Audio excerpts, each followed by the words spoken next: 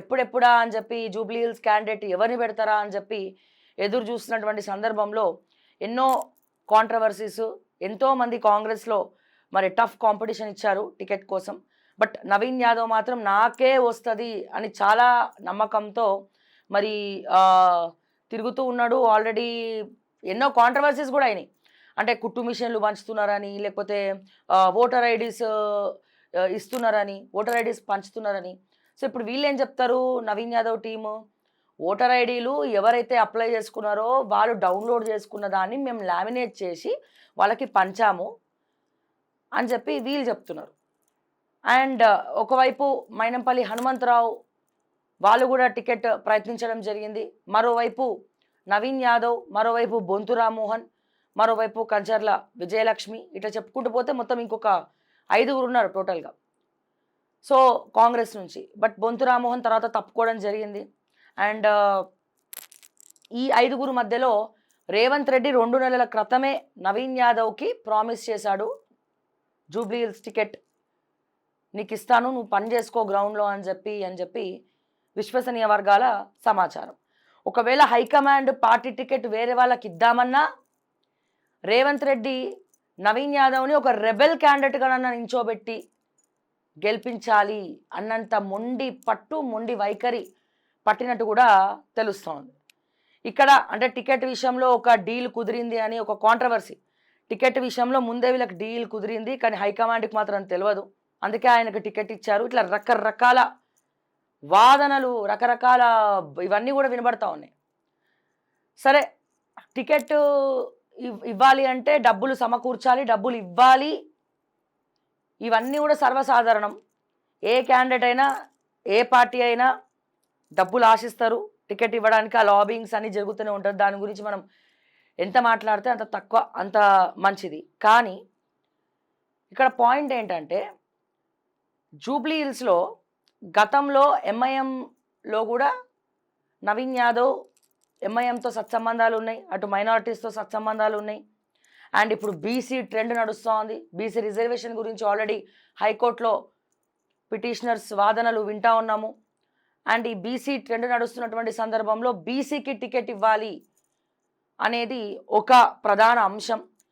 నవీన్ యాదవ్ కాకుండా ఇంక ఇక్కడ ఎవరున్నారు అంటే, ఎంఐఎం వదిలి కాంగ్రెస్లో జాయిన్ అయిన తర్వాత ఇక్కడ కీలకంగా పనిచేస్తూ ఉన్నాడు కదా నవీన్ యాదవ్.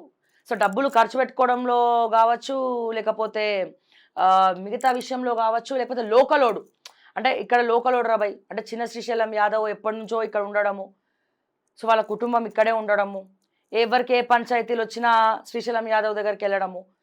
సో అంటే ఇక్కడ మన లోకలోని మనం గెలిపించుకోవాలి అన్నంత సెంటిమెంటల్గా ఇక్కడ వీళ్ళు ఫీల్ అవుతూ ఉన్నారు. అంటే ఏ రకంగా చూసినా కాంగ్రెస్ పార్టీ నవీన్ యాదవ్కి టికెట్ ఇస్తేనే బెటరు, ఒక అవకాశం ఇద్దాము నవీన్ యాదవ్కి, ఎందుకంటే బీసీ రిజర్వేషన్ టైంలో ఒక బీసీని నించోబెట్టాలా అన్న ఉద్దేశం ఒకవైపు. అండ్ మరోవైపు ఇక్కడ లోకల్ ఫస్ట్ నుంచి కూడా ఈ యూసఫ్గూడ దగ్గరనే వీళ్ళు ఉన్నారు కొన్ని సంవత్సరాల నుంచి, వీళ్ళు తెలియని మనుషులు లేరు ఇక్కడ, అదొక అవకాశం. ఇంకోటి ఏంటి, జూబ్లీ హిల్స్ నియోజకవర్గంలో 130,000 మైనారిటీ ఓట్లు ఉన్నాయి. సో ఎంఐఎంతో కూడా నవీన్ యాదవ్కి సత్సంబంధాలు ఉన్నాయి, ముస్లిం ఓటర్స్తో కూడా నవీన్ యాదవ్కి సత్సంబంధాలు ఉన్నాయి. సో ఇవన్నీ 360 డిగ్రీస్ యాంగిల్స్లో పరిశీలించి మరి నవీన్ యాదవ్కి టికెట్ ఇవ్వాలి అనేది ప్రధాన చర్చ. సో ఫైనల్గా టఫ్ కాంపిటీషన్ మధ్యలో నవీన్ యాదవ్కి టికెట్ అనౌన్స్ చేయడం జరిగింది. తర్వాత బీజేపీ రఘునందన్ రావు గారు కేసు పెట్టడం జరిగింది. ఏది ఓటర్ ఐడీస్ సరఫరా చేసిర్రు, అది ఉల్లంఘన అని చెప్పి. సో ఆ కేసు వాళ్ళు ఎక్స్ప్లెనేషన్ ఇచ్చి క్లియర్ చేసుకోవడం జరిగింది. మీనాక్షి నటరాజన్కు చిన్న శ్రీశైలం యాదవ్ కోడలు అంటే నవీన్ యాదవ్ వాళ్ళ వదిన, వాళ్ళ అన్న భార్య, అక్కడ దాదాపు ఒక 2-3 ఏళ్ల నుంచి కోర్టులో కేసు నడుస్తుంది వాళ్ళది. అంటే డైవర్స్ సంబంధించిన, విడిపోవడానికి సంబంధించిన కోర్టులో కేసు నడుస్తుంది. అది వాళ్ళ వ్యక్తిగత పంచాయతీ, అది వాళ్ళ పర్సనల్ పంచాయతీ. కానీ ఇక్కడ బీఆర్ఎస్ ఏం చేస్తోంది, వ్యక్తిగత మాగంటి గోపీనాథ్ గారి సతీమణి దగ్గరికి ఈవిడ వచ్చి మాట్లాడింది. ఎవరు, శ్రీశైలం యాదవ్ కోడలు వచ్చి మాట్లాడిందట. అట్లాగే మీనాక్షి నటరాజన్కు లేఖ రాసినటువంటి లెటర్ కూడా మొత్తం కూడా వైరల్ అయింది అన్ని గ్రూప్స్లలో. దాంట్లో ఏంటి, వీళ్ళు ఆ లెటర్లో ఏముంది అనేది మనం తెలుసుకుందాం. యాక్చువల్గా లెటర్లో ఏముందో మనం తెలుసుకుందాము. కానీ దానికంటే ముందు అంటే 3-4 ఇయర్స్ నుంచి కోర్టులో కేసు నడుస్తున్నటువంటి సందర్భంలో, అంటే పెద్దోళ్ళతోటి సమ్మేదో పంచాయతీ అయింది, తర్వాత కోర్టులో ఒక వైపు నడుస్తోంది. సో కోర్టులో నడుస్తున్నటువంటి కేసుని తను బయటికి తీసుకురావడం. సో ఇటువంటి ఫ్యామిలీకి టికెట్ ఇస్తే ఎట్లా, నేను వాళ్ళ వల్ల చాలా ఇబ్బంది పడ్డా, నన్ను వాళ్ళు చాలా టార్చర్ పెట్టారు, చాలా ఇబ్బంది పెట్టారు, అదొక రౌడీస్కి సంబంధించినటువంటి ఫ్యామిలీ, సో వాళ్ళకి టికెట్ ఇవ్వడం ఎంతవరకు కరెక్టు అన్నట్టు ఆ లెటర్లో మొత్తం భావం అదే. సో వాళ్ళకి టికెట్ ఇవ్వడం ఎంతవరకు కరెక్టు, అటువంటి వాళ్ళను కాంగ్రెస్ పార్టీ ఎంకరేజ్ చేయొద్దు, వాళ్ళకి టికెట్ ఇవ్వద్దు. శ్రీశైలం యాదవ్ గారి కోడలు ఆయన కుటుంబంపై గృహహింస ఆరోపణలు చేస్తూ నవీన్ యాదవ్పై తీవ్రమైన ఆరోపణలు చేసింది. ఆమె తన ఫిర్యాదుతో నవీన్ యాదవ్కు మద్దతు ఇవ్వకూడదని, అలాగే ఆయనకు పార్టీ టికెట్ ఇవ్వకూడదని కోరింది. అదేవిధంగా ఆమె నటరాజన్ గారికి లేఖ రాసి నవీన్ యాదవ్ను కాంగ్రెస్ పార్టీ నుండి సస్పెండ్ చేయాలని విజ్ఞప్తి చేసింది. అదనంగా శ్రీశైలం యాదవ్పై రౌడీ షీట్ ఉందని, సామాజిక వ్యతిరేక కార్యక్రమాలలో పాల్గొంటున్నారని, వ్యభిచార కేంద్రాలు నిర్వహిస్తున్నారని ఆమె ఆరోపించింది. ఎస్, క్రిమినల్ కేసు ఉంటే, ఒకవేళ అవన్నీ నడుపుతూ ఉంటే సో డెఫినెట్గా చట్టం తన పని తను చేసుకుంటూ పోతుంది. కానీ ఇక్కడ ఈ లెటర్ ఎప్పుడు బయటకు వచ్చింది, ఈ 3 ఏళ్ల నుంచి 2 ఏళ్ల నుంచి ఇవన్నీ చర్చనీయాంశం కాలేదు, చాలా సీక్రెట్గా కోర్టు పరిధిలో జరుగుతూ ఉంది. కానీ ఎప్పుడైతే ఎలక్షన్ నవీన్ యాదవ్ పేరు ఎక్కడైతే వినబడుతోందో, ఎక్కడెక్కడైతే నవీన్ యాదవ్ పేరు వినబడుతోందో అక్కడక్కడ ఈ లెటర్ బయటికి వస్తుంది. అంటే నవీన్ యాదవ్కి టికెట్ రావద్దు అని ఒకవైపు, టికెట్ ఒకవేళ పొరపాటున వచ్చినా నవీన్ యాదవ్ గెలవద్దు అనే వాదన ఇంకోవైపు. అంటే ఇక్కడ 2 కోణాలు ఆలోచించాలి. ఇప్పుడు చాలా కుటుంబాల్లో భార్యాభర్తలు ఒకరికొకరు నచ్చకపోతే కోర్టుకు వెళ్తున్నారు, లీగల్గా మాట్లాడుకుంటున్నారు, విడిపోతున్నారు, ఒక మ్యూచువల్ అండర్స్టాండింగ్ మీద విడిపోతున్నారు. సో సెలబ్రిటీస్ విడిపోతున్నారు. సో చాలా కుటుంబాల్లో ఇది జరుగుతూ ఉంది. కానీ ఎక్కడ కూడా కొన్ని సందర్భాల్లో చర్చనీయాంశం అవ్వట్లే. ఇది సేమ్ వాళ్ళు ఎట్లా విడిపోయినారో వీళ్ళు కూడా అట్లనే కోర్టు పరిధిలో విడిపోవడానికి తను కేసు పెట్టడము ఇవన్నీ కూడా జరుగుతూ ఉన్నాయి. ఏదో ఆస్తి తగాదాల విషయంలో అవన్నీ కూడా నడుస్తూ ఉన్నాయి. కానీ క్వశ్చన్ ఏంటంటే, ఇన్ని రోజులు నిజంగా ఎస్ ఒక ఆడబిడ్డగా తన బాధ అర్థం చేసుకోవచ్చు, నిజంగా తనకి ఇబ్బంది కలుగుండొచ్చు. కానీ ఇన్ని రోజులు రాంది ఇప్పుడే బయటికి రావడము, అండ్ విశ్వసనీయ వర్గాల సమాచారము బీఆర్ఎస్ వాళ్ళతోటి తిను మాట్లాడము,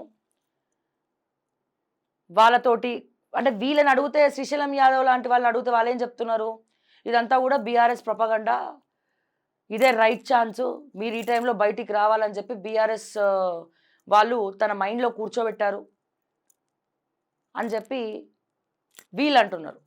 సో ఏదేమైనప్పటికీ కూడా ఒక కోర్టు పరిధిలో నడుస్తున్నటువంటి విషయాన్ని ఒక లెటర్, టికెట్ రావద్దని లెటర్ రాయడము, సో ఇవన్నీ కూడా మనం చూస్తూ ఉన్నాము.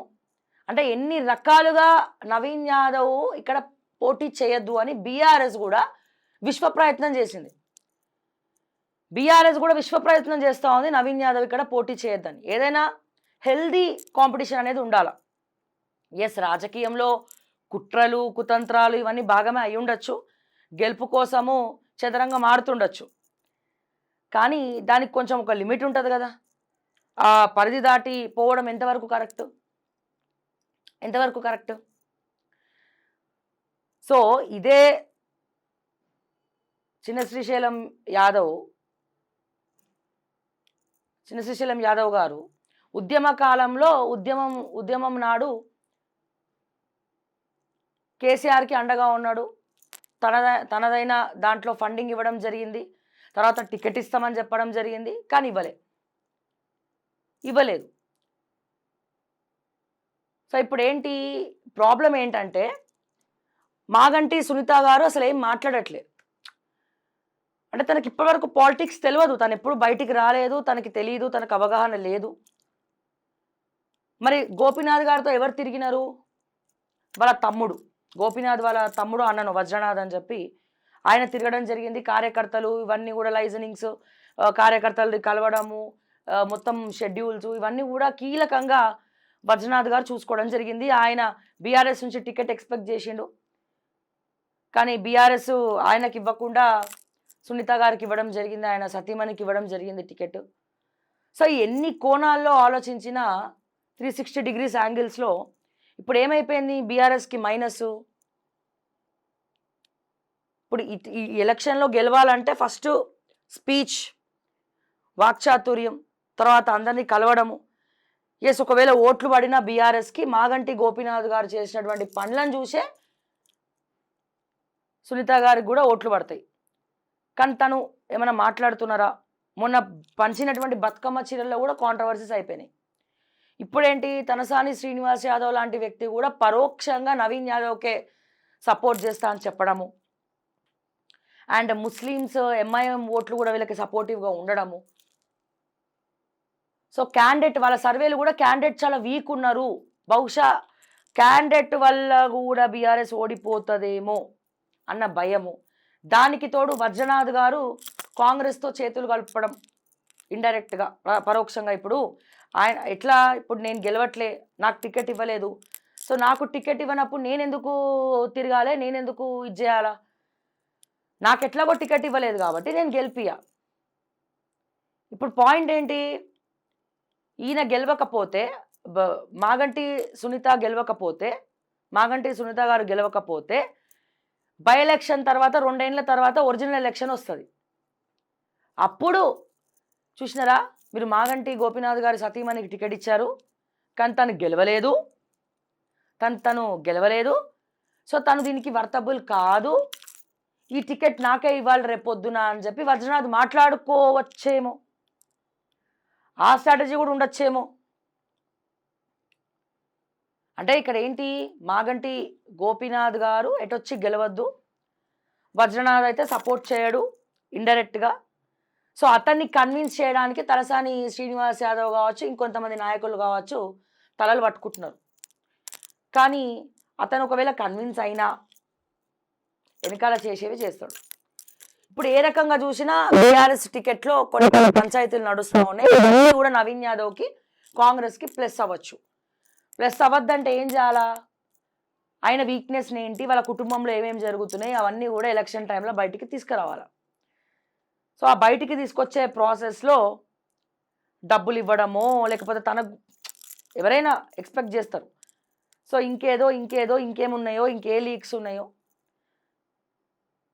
సో ఇవన్నీ కూడా నడుస్తూ ఉన్నటువంటి సందర్భంలో అనేక కాంట్రవర్సీస్ మధ్యలో నవీన్ యాదవ్కి టికెట్ ఇవ్వద్దు, అంటే ఒక బీసీకి టికెట్ ఇవ్వద్దు అన్న ఉద్దేశంలో 360 డిగ్రీస్ యాంగిల్స్ లాక్ చేసిండు.